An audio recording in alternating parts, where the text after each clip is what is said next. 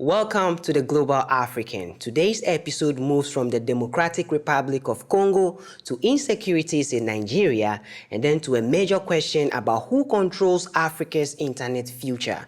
Then we head into the widening US-Israel conflict, a lighter entertainment story from Rome, and finally a global crisis that is affecting everyday life across Africa. Let's begin in the Democratic Republic of Congo, where a new mining deal with China is drawing attention far beyond Africa. RT reports that Congo and China have agreed to deepen cooperation in the country's mining sector, at a time when global powers are competing harder for access to critical minerals like cobalt and copper. Now remember what Congo represents in the modern economy. The country holds some of the world's most important mineral reserves for batteries, electric vehicles, and digital technology. So this is not just about one agreement, it is about who gets influence over the raw materials driving the future. China wants to protect its lead in the global supply chains, while the US is pushing rival deals in the region. That makes Congo a key battlefield in the wider competition over technology, energy, and global power. Now to Nigeria, where gunmen killed 9 troops in Kebbi State. Officials suspect the Lakurawa militant group. What makes this story important is not just the attack itself, but what it says about Nigeria's wider security problem. Now, for years, people mostly associated the country's insecurity with Boko Haram in the northeast, but Nigeria's violence has become more spread out and more complicated than that. There are armed gangs, kidnappers, militant factions, and newer groups operating in different regions now. So when troops are killed in the northwest, it tells you that the pressure is not disappearing, it is shifting. And when security threats keep moving like that, the impact is felt beyond the army. It affects farmers, traders, schools, and travel. It also raises a harder question. Is the state catching up, or are the armed groups still adapting faster than the response? Next, let's switch to tech.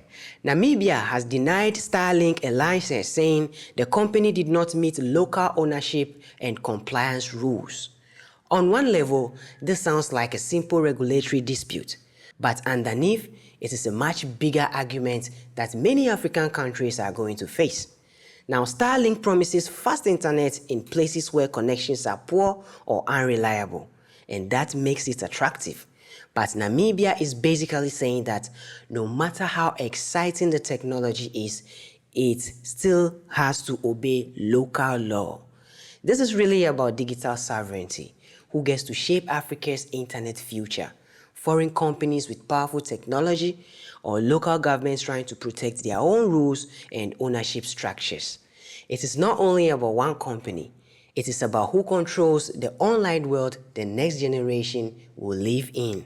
Now to the ongoing US-Israel conflict, where the war has widened again. Now, Yemen's Iran-aligned Houthis have confirmed launching an attack on Israel for the first time in this current war.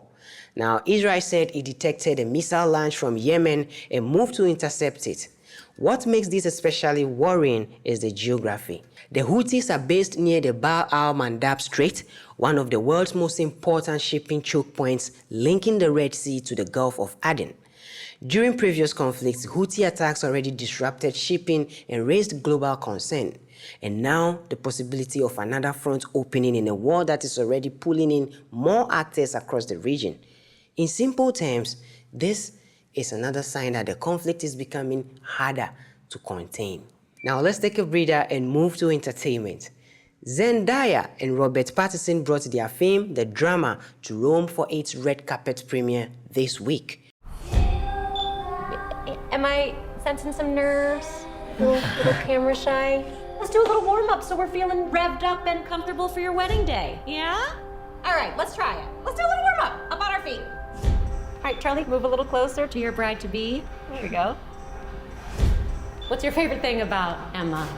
She's beautiful, funny. This is very serious. And she has the best laugh. Okay, good. Emma. I love that he's caring, understanding, and open-minded.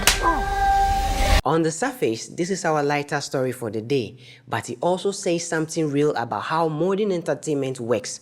Big fame moments now travel instantly through social media, fan edits, fashion clips, and short-form videos. A premiere is no longer only for people inside that venue. The whole internet becomes part of the event. And when stars like Zendaya and Pattinson are involved, that buzz becomes even bigger because their audiences stretch across age groups, platforms, and countries. So yes, this is a celebrity story, but it is also a story about how culture now spreads globally in real time. Now for our underrated genius moment. Today's name is Mary Jackson. She was NASA's first black female engineer and helped improve aircraft technology at a time when black women faced huge barriers in both science and technology. She even had to fight to attend classes in a segregated system. But she pushed through, became an engineer, and helped break ground in aerodynamics. In simple terms, Mary Jackson did not just help machines fly better, she helped open doors for others to rise too. And here is today's fun fact. A day on Venus is longer than a year on Venus. Now that means the planet takes more time to spin once than it takes to go around the sun. So if you somehow lived there, your birthday will arrive before tomorrow. Let me know which story stood out for you, and remember to subscribe to the Global African for real news and real perspective.